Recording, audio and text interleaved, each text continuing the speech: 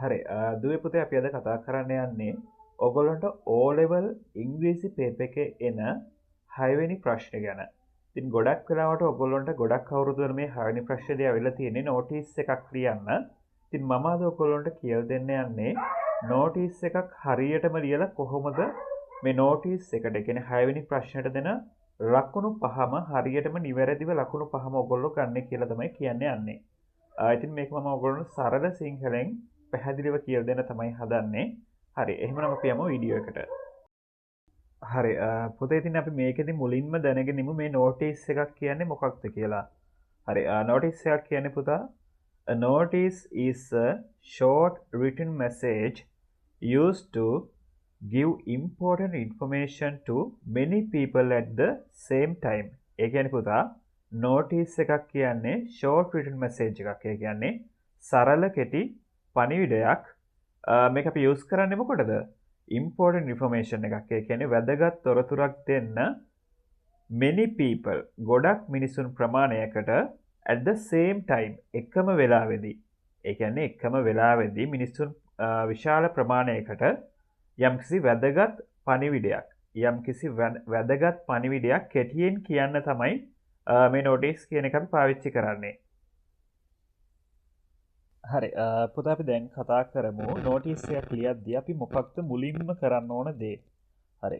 අපි නෝටිස් එකක් ලියද්දී පුතා මුලින්ම කරන්න ඕන මේ නෝටිස් කියන වචනේ උඩින්ම ලියන්න ඕන. එතකොට ඔයාලට මේ නෝටිස් කියන වචනේ ඉංග්‍රීසි කැපිටල් අකුරු වලින් ලියන්න පුළුවන්. කිසිම වැරද්දක් නැහැ. ඔයගොල්ලෝ ඉංග්‍රීසි කැපිටල් වලින්ම සම්පූර්ණ වචනේම ලිව්වා කියලා. එහෙම නැත්නම් ඔයාලට මේ නෝටිස් කියන එකේ එන්න අකුර, ඒ කියන්නේ මුල් අකුර කැපිටල් වලින් ලියලා ඉතුරු අකුරු ටික සිම්පල් අකුරු වලින් ලියන්න පුළුවන්. ඒත් ඔයගොල්ලන්ට කිසිම ප්‍රශ්නයක් වෙන්නේ නැහැ. ලකුණු සම්පූර්ණයෙන්ම හම්බ වෙනවා ඒකට. හරි. ඒක තමයි ඔයගොල්ලෝ මුලින්ම කරන්න ඕන දේ.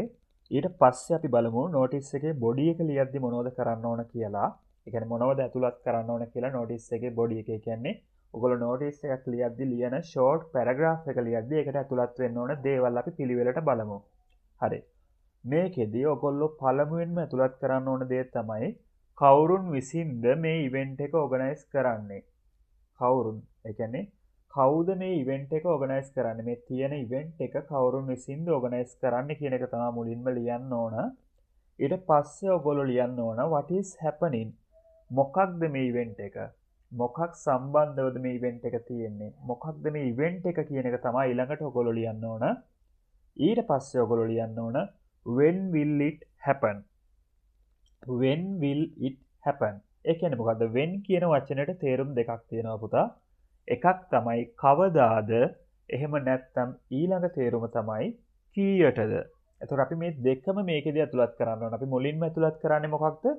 අපි මුලින්ම ඇතුළත් කරන්නේ කවදාද මේ ඉවෙන්ට් එක තියෙන්නේ. ඊට පස්සේ අපි ඇතුළත් කරනවා කීයටද මේ ඉවෙන්ට් එක තියෙන්නේ.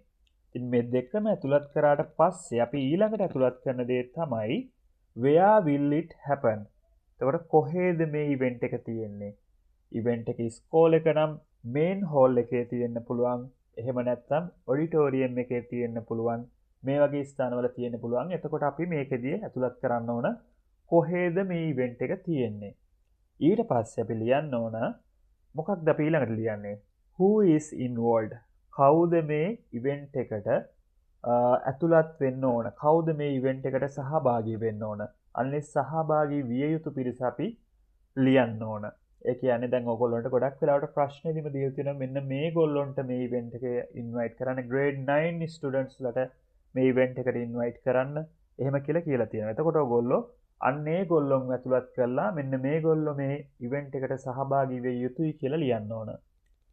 ඊට පස්සේ ඔයගොල්ලොන්ට සමහර වෙලාවට සමහර අවුරුදු වල ප්‍රශ්නවල ඔයගොල්ලොන්ගෙන් ඉල්ලලා තියෙනවා මොකක්ද what is the purpose? මොකක්ද මේ ඉවෙන්ට් එක සංවිධානය කරන එකේ ඔයගොල්ලොන්ගේ තියෙන අරමුණ?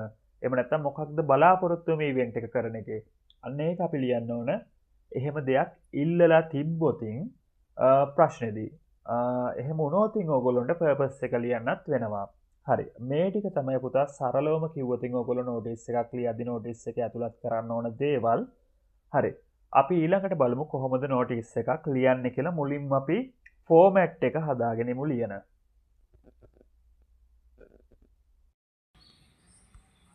හරි ඔන්න පුතා අපි නෝටිස් එකක් ලියන ෆෝමැට් එක හදාගෙන තියෙනවා ඔයගොල්ලන්ට පේනවා.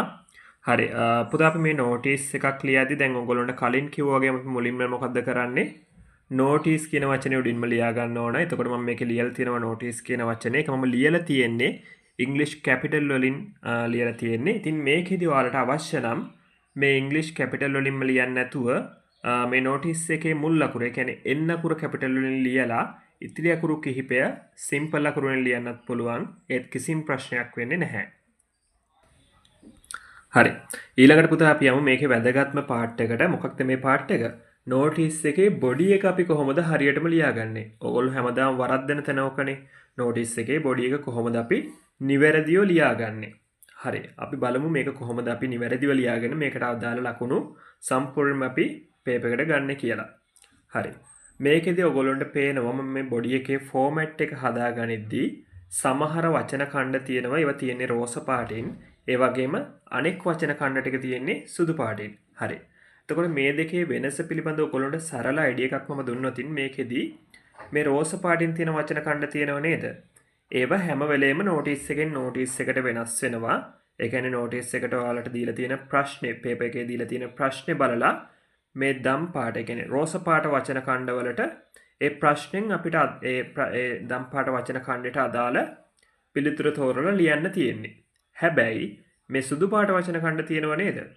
ඒව කොයිම වෙලාවකවත් වෙනස් වෙන්නේ නැති දේවල්. ඕගොල්ලෝ මේ ෆෝමැට් එක අනිවාර්යයෙන්ම මයින්ඩ් එකේ තියාගන්න ඕන දේවල්. ඒව වෙනස් වෙන්නේ නැහැ. නෝටිස් එකෙන් නෝටිස් එකට මොන නෝටිස් එක ආවත් ඒ සුදු පාට වචන ඛණ්ඩ ඒ විදිහටම ඔයගොල්ලන්ට දාලා ලියන්න පුළුවන්. හරිද? මේක තමයි මේකේදී ඔයගොල්ලන්ට දෙන්න තියෙන සරල අයිඩියා එක. හරි. අපි මේ පිළිබඳව ඉදිරියට කතා කරද්දී ඔයගොල්ලන්ට තේරෙයි මේක කොහොමද වෙන්නේ කියලා. අපි බලමුකෝ. හරි. අපි දැන් යමු පුතා කොහොමද මේ වෙනස්කම සිද්ධ වෙන්නේ කියලා බලන්න. හරිද?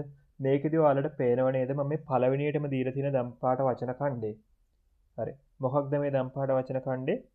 Who is organizing this event? මොකක්ද මේකේ තේරුම පුතා? එතකොට කවුද මේ ඉවෙන්ට් එක සංවිධානය කරන්න කියලානේ අහලා තියෙන්නේ. දැන් ඕගොල්ලොන්ට පේපර් වල එන නෝටිස් ප්‍රශ්නේදී ඕගොල්ලොන්ට හැම වෙලේම ප්‍රශ්නේදීම දීලා තියෙනවා මොනවා හරි ඉවෙන්ට් එකක් ඕගොල්ලොන්ට දෙනවා කවුද ඒක සංවිධානය කරන්න කියලා අනිවාර්යෙන්ම ඕගොල්ලොන්ට දීලා තියෙනවා. කෙනෙක් නම් කෙනා කවුද කියලා දීලා තියෙනවා. එහෙම නැත්නම් සංවිධානයක් නම් මොකක්ද ඒ සංවිධානය කරන සංවිධානය කියලා ඔයාලට දීලා තියෙනවා. හරිද? ඉතින් මේ වගේ වෙලාවවලදී ඔයගොල්ලෝ මොකක්ද කරන්න ඕන? මේ මුලින්ම මම දීලා තියෙන දම්පාට වචන ඛණ්ඩේ තේරුම බලනවා. ඒකේ තේරුම තමයි who is organizing this event? කවුද මේ ඉවෙන්ට් එක ඕගනයිස් කරන්නේ? හරිද? ඕගොල්ලෝ ප්‍රශ්නෙට යනවා, ගිහිල්ලා බලනවා මොකක්ද මේ ඉවෙන්ට් එක ඕගනයිස් කරන සංවිධානය හෝ කෙනා කියලා. ඒක මෙතනට අරගෙන එනවා. අරගෙන ඇවිල්ලා මේ මම දීලා තියෙන දම්පාට වචන ඛණ්ඩේ අයින් කරලා එතනට ඒ ප්‍රශ්නෙන් අර ඔයාලා අරගෙන ආපු පිළිතුර ලියනවා. එච්චරයි කරන්න තියෙන්නේ. හරිද? ඊට පස්සේ මම මේ සුදු පාටින් දීලා තියෙන වචන ඛණ්ඩේ වෙනස් කරන්න නැහැ කියලා මම කිව්වනේ. අර පිළිතුර ලිව්වා. ඊට පස්සේ ඔයගොල්ලෝ මේ මම සුදු පාටින් දීලා තියෙන ටික මේ විදිහටම ලියනවා. has organized a. ඊට පස්සේ තියෙන දම්පාට වචන ඛණ්ඩේ තේරුම මොකද්ද පුතා? what will it happen? මොකක්ද මේකෙදි සිද්ධ වෙන්නේ? හරිද? මොකක්ද මේ සිද්ධ වෙන දේ? එහෙම නැත්නම් මොකක්ද මේ ඉවෙන්ට් එක කියන එක නෙමෙයි සරලවම අහලා තියෙන්නේ. ඒකත් ඔයාලට මේ නෝටිස් ප්‍රශ්නයක් පේපර් එකකෙදී ඒ ප්‍රශ්නේම ඔයගොල්ලොන්ට තියෙනවා මොකක්ද ඉවෙන්ට් එක කියලා මේ තියෙන. හරිද? ඒකත් ඕගොල්ලෝ ප්‍රශ්නෙන් තෝරලා ප්‍රශ්නෙන් ඒ පිළිතුර මෙතනට අරගෙන ඇවිල්ලා මේ මම දීලා තියෙන දෙවනි දම්පාට වචන ඛණ්ඩෙත් අයින් කරලා ඒ වෙනුවට අපි මොකක්ද දාන්න ඕන? අර අපි ප්‍රශ්නෙන් අරගෙන ආපු පිළිතුරුම මෙතෙන්ට දාන්න පුළුවන්. හරිද? ඉවෙන්ට් එක මොකක්ද? සමහරවිට සිංගින් කම්පිටිෂන් එකක් වෙන්න පුළුවන්. ඒ වගේ මොනවා හරි වෙන්න පුළුවන්. ඒක අපි ගෙනල්ලා මෙතනට දැම්මා. සිංගින් කම්පිටිෂන්. හරිද? ඊට පස්සේ ඊළඟ කැලල පොඩ්ඩක් වැදගත් පුතා. හරිද? මම එතනදිම ඔයාලට මේ දීලා තියෙනව නේද 2 කියලා දාලා වෙලා purpose කියලා දම් පාටින් වචන ඛණ්ඩයක්. හරිද? මේ 2 කියලා සුදු පාටින් දාලා අපි මේ purpose එක ලියන්නේ පුතා ප්‍රශ්නේ ඒක ඔයගොල්ලන්ට අනිවාර්ය කරලා තියෙනව නම් විතරයි. සමහර ප්‍රශ්නවල ඔයගොල්ලෝගෙන් අහලා තියෙනවා මොකක්ද මේ ඉවෙන්ට් එක සංවිධානය කරන එකේ අරමුණ කියලා. අරමුණ ලියන්න කියලා purpose එක ලියන්න කියලා සමහර ප්‍රශ්නවල සමහර අවුරුදු ප්‍රශ්නවල ඔයගොල්ලෝගෙන් අහලා තියෙනවා. එහෙම අහලා තියෙනවා නම් විතරයි අපි මේ 2 දාලා ඒ කැලේ ලියන්නේ. හරිද? එහෙම නැත්නම් කෙලින්ම මෙතනදී අපි මේ what will it happen කියන තැනට ඒ අදාළ පිළිතුර ගෙන හදලා දාලා එතනින් එහාට අපි පටන් ගන්නෙ කොහොමද? it will be held on කියන තැනින්. to කියලා කැලේ දාලා purpose එක අපි ලියන්නේ නැහැ ඒක අහලා නැත්තම් හරිද දැන් purpose එකක් අහලා තිබුණොත් අපි කොහොමද ලියන්නේ මෙතෙන්ට මේ කියන්නේ මේ ඉවෙන්ට් එක මොකක්ද කියන එක ලියපු තැනටම අපි to දැම්මා ඊට පස්සේ purpose එක දැන් singing competition එකක් තියෙනවා කියන ඉවෙන්ට් එක singing competition එකක් හරිද දැන් මේ තියෙන ඉවෙන්ට් එක singing competition එකක් දැන් ඒක අපි පවත්වන්න අරමුණක් මොකක්ද දැන් ඒක ඔයාලා හිතලා ඕන ලියන්න ඒක ප්‍රශ්නේදී ඔයගොල්ලන්ට කොහොමද දෙන්නේ මොකක්ද මේකේ අරමුණ කියන එක අපි හිතලා ලියන්න ඕන දැන් singing competition එකක් අපි තියෙනවා නම් මොකක්ද ඒකේ අරමුණ වෙන්නේ ළමයින්ගේ ගායන කුසලතා improve කරන එකනේ ගායන හැකියාව improve කරන එක තමයි ඉතින් ඔයගොල්ලෝගේ සරල භාෂාවෙන් මේක තමයි මෙතෙන්ට ලියන්න ඕන හරිද purpose එකක් ඉල්ලලා තිබ්බොතින් විතරයි අනිත් එක ලියන්නත් ඕන හරිද ගොම් වරහන් ඇතුලේ ඔයගොල්ලන්ට දීලා තියෙනවා if needed කියලා හරිද ඊට පස්සේ දැන් ඔන්න purpose එකක් ඉල්ලලා නැහැ කියලා හිතන්නකෝ අපි හරිද purpose එකක් ඉල්ලලා නැහැ ප්‍රශ්නේදී ඒ වගේ වෙලාවට කොහොමද ලියන්නේ දැන් අර has organized කියන තැනට අපි දැම්ම මොකක්ද ඉවෙන්ට් එක කියලා ඉවෙන්ට් එක මොකක්ද singing competition එකක් කියලා අපි කිව්වනේ මොකක් හරි එහෙම හිතා ගන්නකෝ ඔයාලා මොනවා හරි දෙයක් හරිද ඊට පස්සේ මම කිව්වා එතනින් purpose එකක් ඔයාලට ඉල්ලලා නැත්නම් ඔයගොල්ලෝ පටන් ගන්න කොහොමද it will be held on කියන තැනින් හරිද it will be held on it will be held on මේක අනිවාර්යයෙන්ම අපි දාන්න දෙන්නේ to අයින් කරලා it will be held on දැම්ම ඊට පස්සේ මොකක්ද අපි නම් පාඩේ ඊළඟ වචන ඛණ්ඩේ තේරුම when will it happen when will it happen when කියන වචනේට පුතා තේරුම් දෙකක් තියෙනවා මොකද්ද මේ when කියන වචනේ තේරුම් දෙක එකක් තමයි කවදාද ඊළඟ තේරුම තමයි කීයටද දැන් අපි මේ notice එකක් ලියද්දී අපි මුලින්ම දාන්නේ කීයටද කියන එකද එහෙම නැත්නම් කවදාද කියන එකද අපි මුලින්ම දාන්නේ මොකද්ද කවදාද කියන එක හරිද ඊට පස්සේ කොහොමද on වලට පිටිපස්සේ එන්නේ දවසක් හරිද ඒක නිසා අපි දාන්නේ කවදාද කියන එක තමයි මුලින්ම හරිද ඊට පස්සේ අපි it will be held on කියලා දැම්මා ප්‍රශ්නෙට ගිහිල්ලා බලුවා ප්‍රශ්නේ දීලා තියෙනවා නම් ප්‍රශ්නේ දීලා තියෙන දවස මෙතෙන්ට ලිව්වා 2026 10 24 කියලා ලියලා තියෙනවා නම් අපි මේ ප්‍රශ්නේ තියෙන දවස මෙතෙන්ට ලිව්වා එහෙම නැත්නම් ඕගොල්ලෝ අනාගතයේ දවසක් හිතුවා අනිවාර්යෙන් අනාගතේ නෙමෙයි නොටිස් එක අපිට ලියන්න එන්නේ අනාගතයේ තියෙන දෙයක් ගැනනේ අනාගතයේ දවසක් දැන් අපි ඉන්න දවසට පස්සේ එන දවසක් මෙතනට ඇඩ් කරා හිතලා හරිද ඊට පස්සේ ඒක ලිව්වට පස්සේ තමයි අපි දවස ලිව්වට පස්සේ තමයි ටයිම් එක ලියන්න ඕන හරිද ටයිම් එක ලියද්දී අපි කොහොමද ලියන්නේ අපි ටයිම් එකක් නිශ්චිත පටන් ගන්න වෙලාවක විතරක් ඕගොල්ලන්ට දීලා තියෙනවා නම් අපි ටයිම් එක ලියන්නේ at දාලා හරිද at දාලා තමයි අපි පටන් ගන්න වෙලාවක් විතරක් දීලා තියෙනවා නම් ඒක ලියන්නේ හරිද මම මේ at දාලා තියෙන සුදු පාටින් ඊට පස්සේ ඔයගොල්ලන්ට කරන්න තියෙන්නේ දවස ලිව්වට පස්සේ at දාලා නිශ්චිත පටන් ගන්න වෙලාවක් විතරක් දීලා තියෙනවා නම් අපි කොහොමද ලියන්නේ ඔන්න 8යි 30ට පටන් ගන්නවා කියලා තියෙනවා at 8:30 am දැන් බැරි වෙලා හරි පුතා ප්‍රශ්නෙට කියලා තියෙනවා නම් ඔයගොල්ලන්ට පටන් ගන්න වෙලාවකුයි ඉවර වෙන වෙලාවකුයි දෙකක් ලියන්න කියලා. ඒ වගේ වෙලාවට කොහොමද ලියන්නේ? අපි මේ at වෙනුවට මෙතනට from දාලා අපි ලියනවා කොහොමද? ඔන්න පටන් ගන්න වෙලාව දීලා තියෙනවා. 8:30ට පටන් ගන්න. from 8:30 am කියලා ඉවර වෙන වෙලාව ලියන්නේ කොහොමද? to කියලා දාලා 5:30ට ඉවර වෙනවා කියලා තියෙනවා. to 5:30 pm එච්චරයි කරන්න තියෙන්නේ. හරිද මොකද්ද කරන්නේ අපි පටන් ගන්න වෙලාවක ඉවර වෙන වෙලාවක දෙකක් අපිට ලියන්න තියෙනවා නම් at අයින් කරනවා from දානවා පටන් ගන්න වෙලාව ලියනවා to දානවා ඉවර වෙන වෙලාව ලියනවා එච්චරයි කරන්න තියෙන්නේ හරිද දැන් ඔන්න අපි මුලින්ම අපි ලිව්වා මොකක්ද ඉවෙන්ට් එක සංවිධානය කරන කෙනා ඊට පස්සේ has organized කියලා අපි ලිව්වා ඊට පස්සේ අපි ලිව්වා මොකක්ද මේ ඉවෙන්ට් එක මොකක්ද කියලා අපි ලිව්වා හරිද හරි ඊළඟට අපි purpose එකක් අහලා තියෙනව නම් to දාලා ඒ purpose එක ලිව්වා හරිද දැන් බැරි වෙලා හරි purpose එකක් අහලා නැත්නම් අපි මොකක්ද event එක ලියපු තැනට it will be held on කියලා දාලා පටන් ගන්න දවස ලිව්වා මේ event එක තියෙන දවස ලිව්වා ඊට පස්සේ දවස ලිව්වට පස්සේ එතනටම add දාලා තියෙන මේ ඉවෙන්ට් එක පටන් ගන්න වෙලාව අපි ලිව්වා. හරිද? දැන් පටන් ගන්න වෙලාවයි ඉවර වෙන වෙලාවයි දෙකම දීලා තියෙනවා. මේ at වෙනුවට අපි from දාලා පටන් ගන්න වෙලාව ලියලා to දාලා ඉවර වෙන වෙලාව ලිව්වා. ඊළඟට මොකද කරන්නේ? එතනටම in දාලා මොකක්ද අපි ලියන්නේ? මේක පැවැත්වෙන ස්ථානය කොහෙද කියලා ලියන්න ඕන. Where will it happen? කොහෙද මේක පැවැත්වෙන්නේ? ඉස්කෝලේ නම් කොහෙද පුතා පැවැත්වෙන්නේ? ගොඩක් කරාට පැවැත්වෙන්නේ ස්කෝලේ මේන් හෝල් එකේ in ස්කූල් මේන් හෝල්. හරිද? එච්චරයි. හරිද? ඊළඟට මොකක්ද අපි කරන්නේ? දැන් ඔන්න එතනින් මේ වාක්‍ය අපි ඉවර කරා. ඒ සම්පූර්ණ ඡේදය අපි ටිකක් තියලා ඉවර කරා. හරිද? ඊට පස්සේ මොකද්ද කරන්නේ? කවුද මේකට සහභාගී විය යුත්තේ? ඒක අපිට ප්‍රශ්න දීලා තියෙනවනේ ගොඩක් වෙලාවට. මෙන්න මේගොල්ලොන්ට මේකට ඉන්වයිට් කරන්න කියලා අපිට ප්‍රශ්න දීලා තියෙනවා. grade 9 students ලට ඉන්වයිට් කරන්න, grade 10 students ලට ඉන්වයිට් කරන්න. එහෙම වෙලාවට කොහොමද අපි ලියන්නේ? ඔන්න මම මේකෙත් දීලා තියෙනවා ඕගොල්ලොන්ට දම් පාට වචන ඛණ්ඩයක් කොහොමද ඇවිල්ලා තියෙන්නේ? who is involved? කවුද මේකට සහභාගී විය යුත්තේ? මොකද්ද මෙතෙන් අපි ප්‍රශ්නෙන් තෝරලා ගෙනලා ලියන්නේ?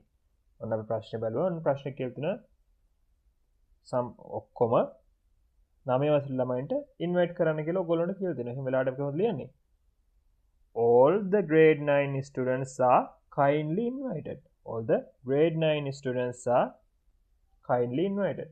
ඔක්කොම 9 වසරේ ශිෂ්‍යයන්ට කාරුණිකව ආරාධනා කරනවා. හරිද? එච්චරයි. මේක තමයි පුතා නෝටිස් එකේ පොඩි එක සරලවම.